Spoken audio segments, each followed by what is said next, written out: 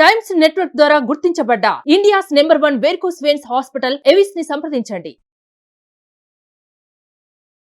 Welcome to Suman TV. నేను మీ Suman TV Nag. Kolkata ఇన్సిడెంట్కి సంబంధించి కొత్త విషయాలు అయితే వెలుగులోకి రావడం జరుగుతుంది. అయితే ఎప్పటికప్పుడు మేము అప్డేట్ ఇస్తూనే ఉన్నాము. దానికి సంబంధించి ఎంత త్వరగా జస్టిస్ జరగాలని కోరుకుంటూ ఉన్నారో అంతే త్వరగా మేము కూడా జస్టిస్ జరగాలని కోరుకుంటున్నాం మీతో పాటు. అయితే అక్కడ జరిగేటువంటి పరిణామాలు కొన్ని న్యూస్ ఫార్మేట్లో వచ్చేటప్పటికి కొన్ని విషయాలు వెస్తుగొలిపేలా ఉన్నాయన్నమాట. ఈ విధంగా జరుగుతుందా అని కొత్త కోణంలోకి మారిపోతూ ఉన్నాయి. సో వాటికి సంబంధించినటువంటి అప్డేట్స్ ఈరోజు మనతో పాటు హైకోర్టు అడ్వకేట్ రవీంద్రనాథ్ గారు ఉన్నారు. వారి మాటలను తెలుసుకుందాం. Hello sir. హాయ్ అండి నాగరాజ్ గారు. అప్డేట్స్ గురించి కనుక మాట్లాడుకోవాలి అనుకుంటే ఎంటైర్ ఇన్సిడెంట్స్ మీద జస్టిస్ ఎప్పుడు వస్తుందా అనుకున్నటువంటి ఆలోచనలో ప్రతి ఒక్కరు ఎదురు చూస్తూ ఉంటే అండ్ మనకు సంబంధించినటువంటి అప్డేట్స్ కూడా రెగ్యులర్గా ఫాలో అయ్యేవాళ్ళు ఎప్పుడు జస్టిస్ దొరుకుతుందని చెప్పేసి మనల్ని క్వశ్చన్ చేస్తూ ఉన్నారు చాలామంది. అంటే అంత బాగా జస్టిస్ రావాలని కోరుకునేటువంటి వాళ్ళు చాలామంది ఉన్నారు. అంటే త్వరితగతిన రావాలి అనుకునేటువంటి వాళ్ళు. కొంతమందికి ఏంటంటే దీనికి సంబంధించిన అప్డేట్స్ కొంతమందికి తెలియదు. అంటే ఇన్ని మార్పులు చేర్పులు జరుగుతున్నాయి దీనికి సంబంధించింది అనేటువంటి విషయం తెలియదు. సో దానికోసం మనం ఇదంతా చేస్తూ ఉన్నాం కాబట్టి చెప్తున్నాను. సో ప్రస్తుతం ఉన్నటువంటి అప్డేట్స్ ప్రకారం అయితే ఏమున్నాయి సార్ అసలు? నాగరాజ్ గారు, ఈరోజు చాలా కీలకమైన మార్పులు జరిగాయి అని చెప్పుకోవచ్చు. పొద్దున్నుంచి దగ్గరగా క్లోజ్గా అబ్జర్వ్ చేస్తున్నటువంటి ఏదైతే ఇన్సిడెంట్ సంబంధించిన మ్యాటర్ ఉందో దీనిలో చాలా అనూహ్యమైన మార్పులు, మన ఎక్స్పెక్టేషన్స్ కూడా అందుబాటులో రాలా. అంత పకడ్బందీగా ఈరోజు చాలా అనూహ్యమైన మార్పులు జరిగాయి నాగరాజ్ గారు. ఈరోజు మార్నింగ్ నుంచి ఇప్పటి వరకు జరిగిన టోటల్ సంఘటనలు కానీ మనం పరిశీలించి చూస్తే దీన్ని 4 పార్ట్స్గా విభజించవచ్చు. అంటే ప్రతి పార్ట్ కూడా లింక్స్ ఉన్నాయండి. దానికి విడిగా చూడడానికి అవకాశం లేదు. ఇక్కడ ప్రతి సంఘటన కూడా లింక్స్ ఉన్నాయి. ఇలా ఎందుకు జరిగింది, అలా ఎందుకు జరిగింది, ఆ సంఘటనకి ఈ సంఘటన లింక్ ఉంటుంది, ఈ సంఘటనకి ఆ సంఘటన లింక్ ఉంటుంది. సో ప్రతి సంఘటన కూడా నాకు తోచినంత వరకు మేరకు వివరించే ప్రయత్నం చేస్తాను. స్టడీ చేయడం కూడా చాలా లాంగ్ పడుతుంది నాగరాజ్ గారు అందించే ప్రయత్నంలో కూడా.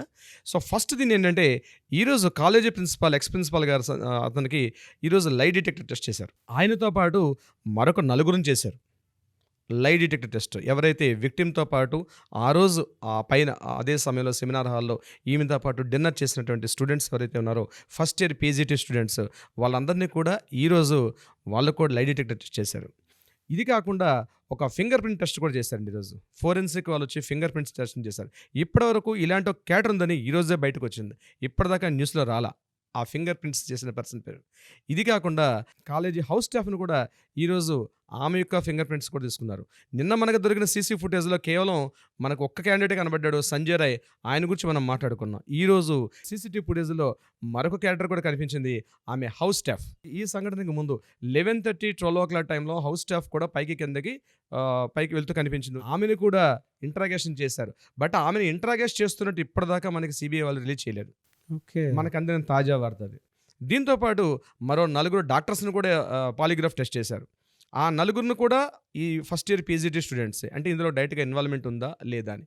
ఇకపోతే సందీప్ ఘోష్కి ఏదైతే చేశారో ఆ కాలేజీ ప్రిన్సిపాల్కి మనకి బహుశా రిజల్ట్స్ అనేవి రేపు రావచ్చు. అయితే ఇక్కడ ట్విస్ట్ ఏమిటంటే ఈరోజు పాలిగ్రాఫ్ టెస్ట్ ఒక పక్క జరుగుతుండగానే at the same time Alipore కోర్టులో మరొక ఇన్వెస్టిగేషన్ ఎఫ్ఐఆర్ నమోదైంది మన కాలేజీ ప్రిన్సిపాల్ అయినటువంటి ఇక్కడ మూల సూత్రధారిగా మనం ఎవరైతే సస్పెక్ట్ చేస్తున్నామో సందీప్ ఘోష్ పేరు మీద.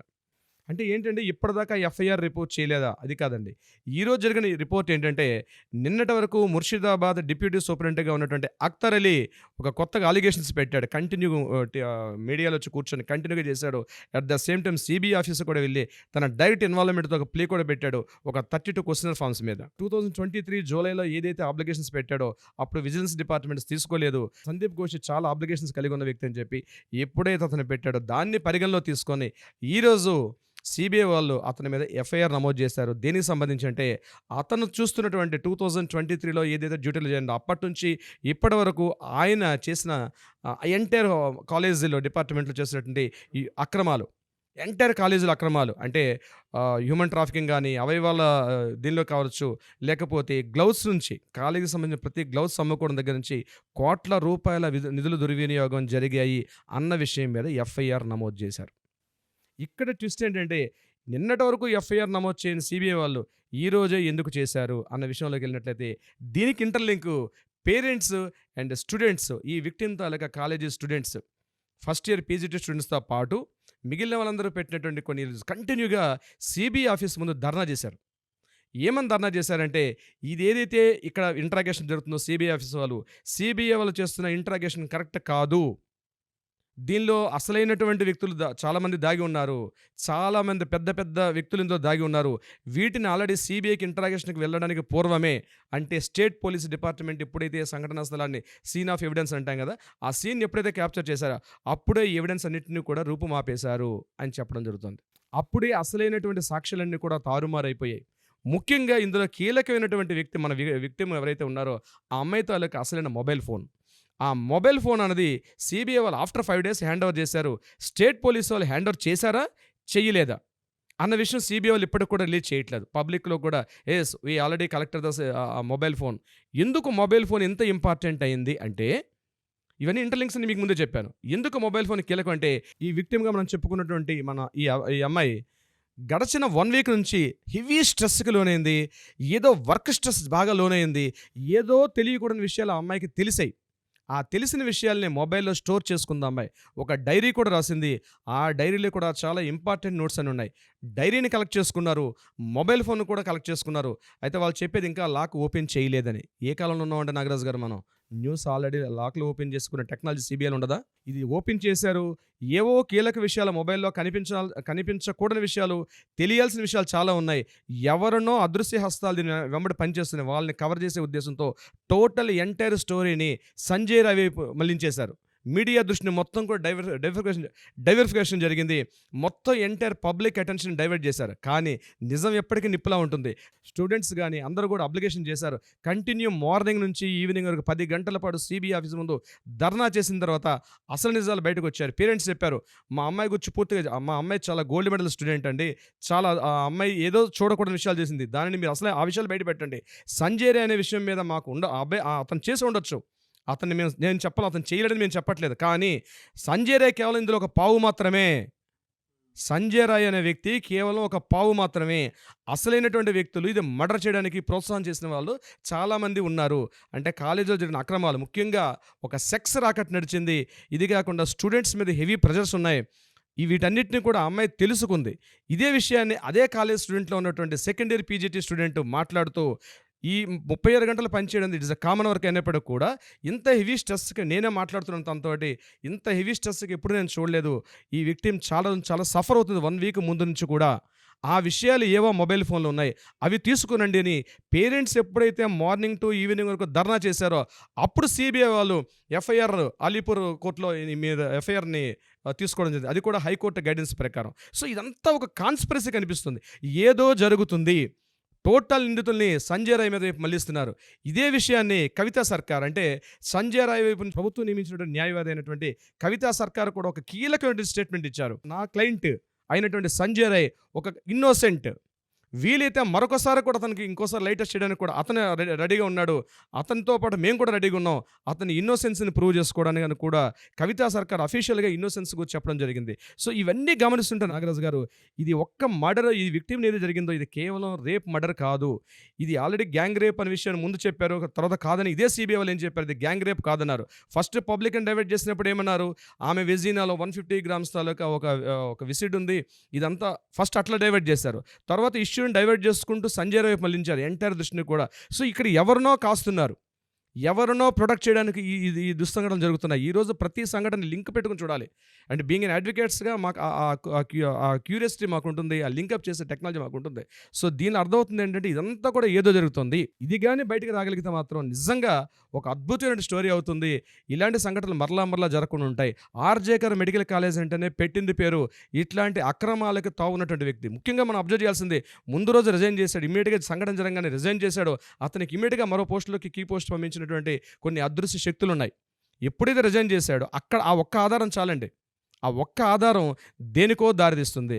సో ఈ సంఘటనలో నాగరాజు గారు అనేక అనుమానాలు తావిస్తున్నాయి. ఒకటి, ఎక్స్ ప్రిన్సిపాల్ హెడ్ని సందీప్ ఘోష్కి 1 year బ్యాక్ అతని బర్త్డే విషెస్ చెప్తూ మమతా బెనర్జీ డైరెక్ట్గా లెటర్ రాయడం, అదొక కీ పాయింట్గా తీసుకోవాల్సిన అవసరం ఉంది. నెంబర్ 2, ఎప్పుడైతే రిజిగ్నేషన్ ఇచ్చేశారో ఇమ్మీడియట్గా మరో ప్లేస్లో పోస్టింగ్ పెట్టడం, ఇది కాకుండా ఎవరైతే సంజయ్ రాయ్ మదర్ ఉందో సేమ్ స్టేట్మెంట్ రిలీజ్ చేశారు. ఇక్కడ సంజయ్ రాయ్ ఏ స్టేట్మెంట్ రిలీజ్ చేశాడో, ఈరోజు కవితా సర్కార్ ఏ స్టేట్మెంట్ రిలీజ్ చేసిందో సేమ్ స్టేట్మెంట్ మదర్ కూడా రిలీజ్ చేశారు. మా అబ్బాయి కేవలం ఇందులో ఒక పావు మాత్రమే, అసలైన దోషులు ఉన్నారు, వాళ్ళని పట్టుకుంటే నిజాలు బయటకు వస్తాయని చెప్పడం వాళ్ళ మదర్ కూడా ఇచ్చిన స్టేట్మెంట్. ఇది కాకుండా మమతా బెనర్జీ ఒక రాష్ట్ర ముఖ్యమంత్రిగా, వైద్యారోగ్య శాఖ మంత్రిగా ఉంటూ కూడా ర్యాలీ తీయడం, చరిత్రలో ఎక్కడ లేని విషయం, ర్యాలీ తీసి ధర్నాలు చేయడం. హోమ్ మినిస్టర్ ఉండి ఒక వైద్యారోగ్య శాఖ మంత్రిగా ఉండే ర్యాలీ ధర్నా చేస్తూ కూడా ఒక స్టేట్మెంట్ ఇచ్చారు ఆవిడ. ఎంత తొందరగా వీలైతే అంత తొందరగా ఈ కేసుని క్లోజ్ చేయండి, ఫాస్ట్ ట్రాక్ కోర్ట్స్ని పెట్టండి, 15 రోజులుగా కంప్లీట్ చేసేయండి, సంజయ్ రాయ్ని వారం రోజులాగా నెక్స్ట్ సండేలోగా ఉరి తీసేయాలి అని ఒక స్టేట్మెంట్ ఇచ్చారు. ఈ స్టేట్మెంట్స్ అన్నీ మనం లింకప్ చేయాలి నాగరాజు గారు, అప్పుడే అసలైనటువంటి విషయాలు బయటకు వస్తాయి. ఏదో తొందరగా చాలామంది పబ్లిక్ కోరుకుంటున్నారు, తొందరగా సంజయ్ రాయ్ దొరికాడు, అతను ఉరి తీసేయాలి, ఉరి తీసేస్తే ఈ కేసు క్లోజ్ అయిపోతుంది, టాస్క్ ఫోర్స్ రిలీజ్ అయింది, టాస్క్ ఫోర్స్ చేసిన అమెండ్మెంట్స్ ఇంప్లిమెంట్ అయిపోతాయి. కాదు, ఇక్కడే న్యాయస్థానం తన పాత్రను పోషిస్తుందండి. మనం అనుకుంటాం తొందరగా న్యాయం కావాలని కోరుకుంటున్నాం, కానీ ఇక్కడ న్యాయస్థానం తన పాత్ర, ఒక పెద్దన్న పాత్ర అంటారు చూసారా, ఆ పాత్ర పోషిస్తుంది. నిజాలు వెలుగులోకి రావాలి. సిబిఐ ఇచ్చింది కరెక్టా కాదా, ఇవన్నీ ఇంటరాగేషన్ జరుగుతాయి. అదృష్టం కొద్దీ చంద్రచూడ్ అని సుప్రీంకోర్టు మన ధర్మాసనం న్యాయమూర్తి గారు ఇందులో ఇన్వాల్వ్ అవ్వడం నిజంగా హ్యాట్స్ ఆఫ్. ఖచ్చితంగా ఇవన్నీ వెలుగులోకి వస్తాయి. అంటే అందుకే కోర్టు ట్రయల్స్లో ఉండగానే సిబిఐని మళ్ళీ ఎంక్వైరీ చేయమని చెప్పినట్లు కూడా. ఎగ్జాక్ట్లీ అండి. సెప్టెంబర్ 5కు వాయిదా వేశారు విచారణ, నెక్స్ట్ వాయిదా. ఎందుకు వేశారు? ఈ టైంలో జరగాల్సిన మార్పులన్నింటినీ కూడా సుప్రీంకోర్టు 3వ కన్ను చూస్తుందండి. అందుకే జ్యుడిషియల్ కస్టడీలోకి తీసుకుంది సంజయ్ రాయ్. జ్యుడిషియల్ కస్టడీలో తీసుకున్నారు. ఇవన్నీ కూడా ఒక సంజయ్ రాయ్ అయితే ఇప్పుడు ఎవరన్నీ మనం నిందితుడా, ఇతనే చేశాడా, గ్యాంగ్ రేప్ జరిగిందా అని ఈ సెషన్లో మనం చెప్పే ఉద్దేశం కాదు. జరిగిన సంఘటనలన్నీ కూడా బీయింగ్ అన్ అడ్వకేట్గా లింకప్ చేసుకుంటూ వెళ్తే ఇందులో నిజంగా ఏదో ఒక కాన్స్పిరసీ అయితే ఉంది, దీంట్లో అది వెలుగులోకి రావాల్సిన అవసరం ఉంది. కానీ ఇప్పుడే నాకు అనిపిస్తుంది సార్, అంటే దేశం మొత్తం కూడా దీనికి సంబంధించిన జస్టిస్ కోసం చూస్తుంది అని అంటే అక్కడ పెద్దది జరిగింది కాబట్టి దీని వెనక ఒక్కొక్క పెద్ద ఏదో దాగి ఉంది విషయం అనేది తెలుస్తూ ఉంది. ఎంటైర్ కలకట్టా స్టేట్ మొత్తం అండి, వెస్ట్ బెంగాల్ స్టేట్ మొత్తం కూడా, ఇంక్లూడింగ్ ఈరోజు ఆటో డ్రైవర్స్ కూడా అండి, క్యాబ్ డ్రైవర్స్, వాళ్ళకి ఏం సంబంధం అండి, ఎటువంటి రిలేషన్ లేదు. వాళ్ళ డైలీ డ్యూటీస్ని కూడా విడిచిపెట్టి వెస్ట్ బెంగాల్లో ఈరోజు రోడ్లో ఎక్కి ధర్నాలు చేశారు. ఎంటైర్ యావత్ స్టేట్ మొత్తం జరుగుతుందండి ఒకే ఒక తాటి మీద. ఇంకొక ఇంపార్టెంట్ అంటే వామపక్షాలు సిపిఐ సిపిఎం కూడా ఇప్పుడు రారండి, వాళ్ళు కూడా దీంట్లో ఇన్వాల్వ్ అయ్యారు. ఎంటైర్ మమతా బెనర్జీ అనేది సింగిల్ అయిపోయింది. ఎంటైర్ స్టేట్లో ఉంటే డిఫరెంట్ పార్టీస్ అందరూ డిఫరెంట్గా ఉన్నారు. సెంట్రల్ గవర్నమెంట్ ఇప్పటిదాకా ఒక స్టేట్మెంట్ ఇవ్వలేదు. నేనేమంటానంటే మోడీ గారు కూడా ఈ విషయం మీద ఇప్పటికీ ఏదో ఒక స్టెప్ తీసుకోవాలి, లేదా సుప్రీంకోర్టు నుంచి వస్తుందని వెయిట్ చేస్తున్నారేమో తెలియట్లేదు. ఎందుకంటే సుప్రీంకోర్టు జ్యుడిషియరీ అక్కడ ఉంది కాబట్టి టాపిక్ని ఏం మాట్లాడినా ప్రాబ్లం ఉన్న ఉద్దేశంతో బహుశా మోడీ గారు మాట్లాడకపోవచ్చు. ఇది నా అభిప్రాయం, నా సొంత అభిప్రాయం. బహుశా ఏదైనప్పుడు కూడా ఈ ఇష్యూ ప్రతిక్షణం తారాజువ్వల రగులుతున్నటువంటి ఒక నిప్పు కొలిమిలో ఉందండి. రాబోయే ఏమి మార్పులని జరగవచ్చు. ప్రతి ఒక్కరూ కూడా జస్టిస్ ఇన్ టైంలో జరగాలి అని కోరుకునేటువంటి వాళ్ళే ఉన్నారు. అయితే కొత్త విషయాలు అయితే వెలుగులోకి వస్తూ ఉన్నాయి. దానికి సంబంధించిందే కేస్ స్టడీ అంటే డే 1 నుంచి మేము చేసినటువంటి వీడియోస్ ఏవైతే ఉంటాయో వాటిలో ప్రతి దాంట్లోనూ ఏం జరిగిందో అవి డీటెయిల్డ్గా కూలంకషంగా మేము డిస్కస్ చేయడం జరిగింది. ఎందుకు అనంటే ఇది మన ఇంట్లో సమస్యగా భావించే ప్రతి ఒక్కరు కూడా దీనిపై జస్టిస్ కావాలని అనుకున్నారు కాబట్టి, మీరు మాతో పాటు ఉన్నారు కాబట్టి మేము ముందుకు వెళ్తూ ఉన్నాము. అయితే వీటిపై ఇంకేదైనా పరిణామాలు చోటు చేసుకున్నాయా, ఇంకే విధంగా ఉంది అనేటువంటిది కూడా మాకు వచ్చినటువంటి ఇన్ఫర్మేషన్ ప్రకారం, అప్డేట్ ప్రకారం, సో మేము ఉన్నదాని ప్రకారం అయితే మీకు ఎప్పటికప్పుడు అందిస్తూనే ఉంటాము. అండ్ డెఫినెట్గా సార్ జస్టిస్ త్వరగా జరగాలి. అండ్ ఇందులో కొత్త కోణాలు అయితే బయటకు వస్తూ ఉన్నాయి. నిజంగా షాకింగ్ నిజాలు అయితే బయటకు వచ్చేటువంటి అవకాశం ఉందని భావిద్దాము. Anyways sir, thank you so much Nagaraj గారు. సుమన్ టీవీలో మీ పర్సనల్ అండ్ బిజినెస్ ప్రమోషన్స్ కోసం కింది నెంబర్కి కాంటాక్ట్ చేయండి.